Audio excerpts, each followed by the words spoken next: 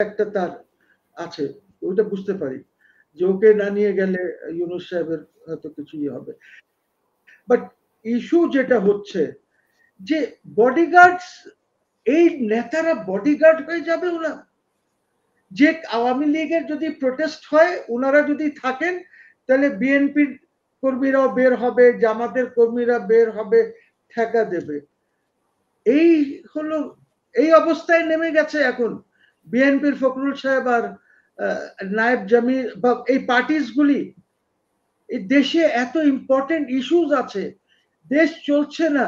আজকে ধানমন্ডি মোহাম্মদপুরের বের হওয়া যাচ্ছে না, দিনে দুপুরে সন্ধ্যায় রাতে ছিনতাই হচ্ছে, ইয়াং ছেলেরা চাপাতি টাপাতি নিয়ে সেখানে দখল করে রেখেছে এইসব এলাকা। ল অ্যান্ড অর্ডারের কোনো বালাই নাই দেশে, আর ওনারা ওইখানে যাচ্ছেন ফরওয়ার্ড। আর এই জেনারেল অ্যাসেম্বলিটা কি? এই জেনারেল অ্যাসেম্বলিতে তো চাইনার president Xi is not coming, সে অ্যাড্রেস করবে না জেনারেল অ্যাসেম্বলি। এইখানে Russian president Putin is not coming, he will not address this. আর তোমার আরো কয়েকজন ইম্পর্টেন্ট নেতারা আছেন এই পৃথিবীতে যারা ওইখানে আসবেন। I think Iran is also not coming, দু এক কিছু ভিসাই দেয় নেই কয়েকজনকে, তো এই জন্য দে আর নট কামিং। এই নেতাগুলি যারা ওয়ার্ল্ড অর্ডার নিয়ে কাজ করছে তারা অ্যাবসেন্ট, তারা অ্যাবসেন্ট। এই জেনারেল অ্যাসেম্বলিতে কি আছে, কি রইল? তারা তো আসছে না। ইউনূস সাহেব ওইখানে কি বক্তৃতা দেবেন যে আসেন Americans please come, I am giving you the Saint Martin island, ওইখানে আপনারা স্যালভেশন বেস বানান।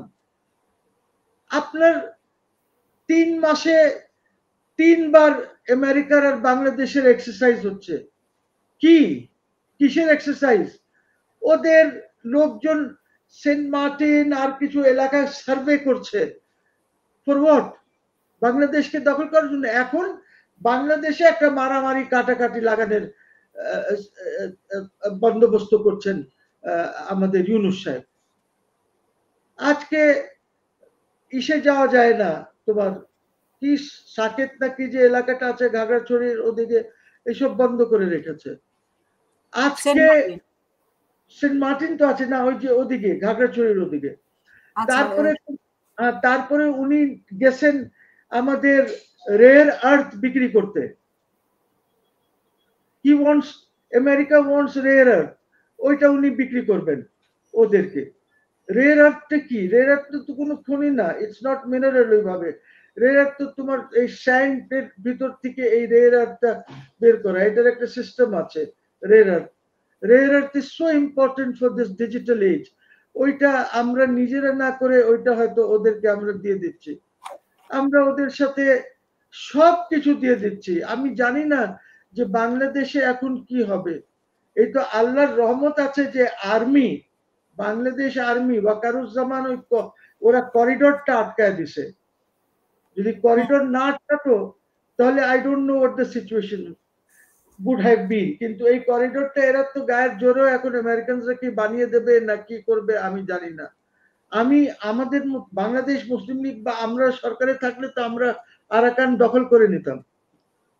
তার কারণ হচ্ছে আরাকান তো বাংলাদেশের, এটা বাংলার ভূখণ্ড, এটা ভূখণ্ডটা মিয়ানমারের না, এটা যে হিস্টোরিক্যালি ইটস আওয়ার ল্যান্ড। আর এই কারণে এই যে রোহিঙ্গারা আছে এরা তো মোটামুটি চারগাইয়া ভাষায় ওদের যেটা আছে একটু লিটল ডিফারেন্ট, আরাকানিজ ইস্যু হয়ে যাচ্ছে। That is our land.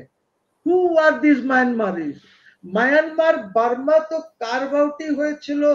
তোমার কিছু অংশ থাইল্যান্ডের আছে, কিছু অংশ লাওসের আছে, কিছু অংশ ক্যাম্বোডিয়ার আছে, এইগুলি করে। বিকজ ওরা তো মঙ্গল বংশের লোক, মঙ্গলিস্টিক পিপল ওরা। ওদের এখানে আমরা কেন বসে আছি? We should take Arakan. My army is stronger. আমাকে তো আরাকান গোরেলা বা ওরা যারা আছে ওদেরকে খেদায় দিলে তো আমরা আরাকান নিয়ে নেব। We can seek Chinese help, আমরা চায়নার সাথে কথা বলতে পারি, চাইনিজ হেল্প নিয়ে আমরা করতে পারি এই জিনিসগুলি। কিন্তু এইখানে Americans want to take full control of bay of বেঙ্গলে আমাদের যে গ্যাস পেট্রোল বা এইগুলি আছে, এইগুলির উপরে পিটার হাস এখানে একটি ওই গ্যাসের কোম্পানিতে জয়েন করে বারবার বাংলাদেশে আসছে টু সিকিউর দিস থিংস। তো আমরা কি দেশটাকে বেচে দিলাম?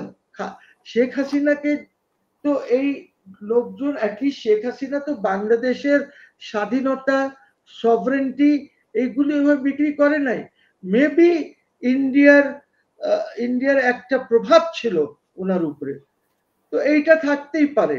হ্যাঁ, যে কোনো দেশ, এখন ধরো যেরকম পাকিস্তানের একটা ছোটখাটো হলে একটা প্রভাব পড়ছে দেশের উপরে, বা চায়নার প্রভাব পড়ছে, বা আমেরিকান প্রভাব পড়ছে, পড়তেই পারে।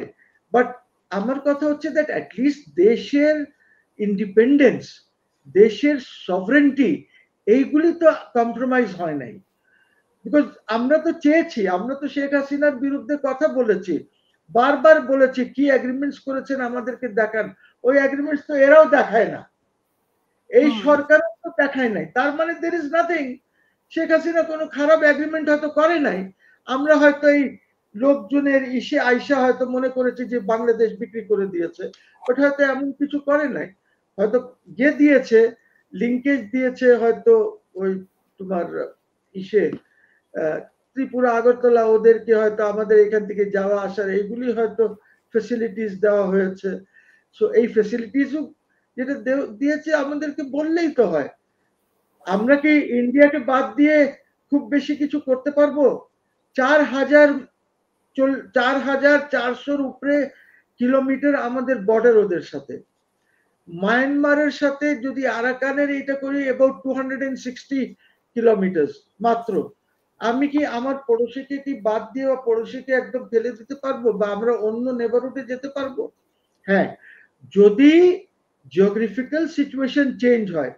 ধরো যদি আজকে Sikkim goes under the control of China বা এরকম কোনো জিনিস হয়, ওই ধরনের কোনো জিনিস যদি হয়, তাহলে আমার বর্ডার হয়তো চেঞ্জ হবে, চাইনার সাথে আমার ডাইরেক্ট বর্ডার হয়ে যেতে পারে ইন দ্যাট কেস, ঠিক আছে।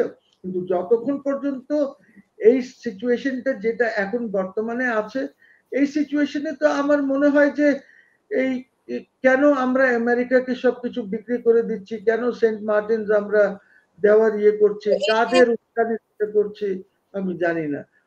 তো চ্যানেল উনি বা করিডোরে যে আলোচনাটা সরি চ্যানেল বা করিডোরে যে আলোচনাটা ছিল, সেই আলোচনাটা কিন্তু থেমে গেছে। এখন ওনারা কি ভিতরে ভিতরে এই বিষয়টা নিয়ে কাজ করছেন কিনা সেটা আপনার কাছে, বা এখানে এই যে আমেরিকায় এখন সব দল বল নিয়ে গেলেন, সেখানেও কোনো আলোচনা উঠবে কিনা এই যে চ্যানেল বা করিডোর দেওয়ার বিষয়টি? কিন্তু কিচ্ছু না এইগুলি। আই উইল টেল ইউ, এগুলি general assembly is just a club of boys. এটা রাষ্ট্রের বয়েজ ছেলেদের একটা ক্লাব। খাওয়া দাওয়া হবে, আমেরিকান প্রেসিডেন্ট একটা দাওয়াত এছাড়াও হবে। তো ওনার কিছু কর্মসূচি আছে সেখানে।